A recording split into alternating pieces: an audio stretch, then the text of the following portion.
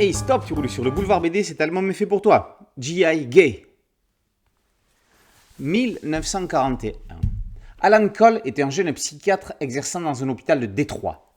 À l'heure où les États-Unis entrent en guerre contre le Japon, il est exempté d'office de l'appel sous les drapeaux de par sa profession.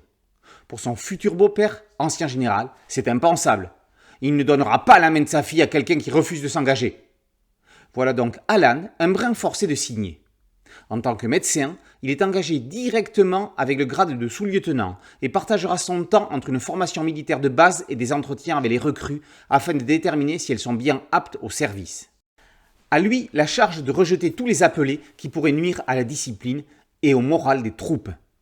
Exit donc les délinquants, les kleptomanes, les mythomanes, les alcooliques et les homosexuels, déviances disqualifiantes. Quand le beau Merle Gore va entrer dans son bureau en slip avec son air séducteur, le docteur Alan Cole ne savait pas encore que sa vie allait être bouleversée.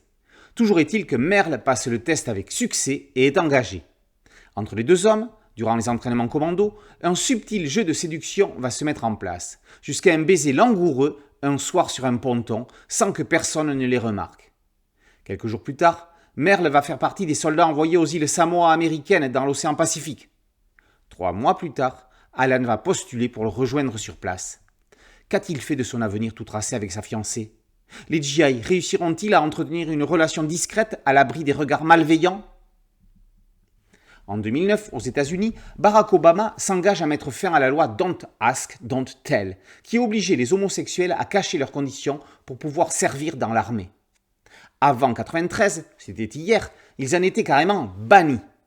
C'est Bill Clinton qui trouva ce compromis pour permettre à tous, quelle que soit leur orientation sexuelle, de défendre leur pays. Alcante s'empare de cette problématique en plaçant le sujet en pleine Seconde Guerre mondiale. Il décrit la persécution subie par les GI homosexuels au sein même de leur camp.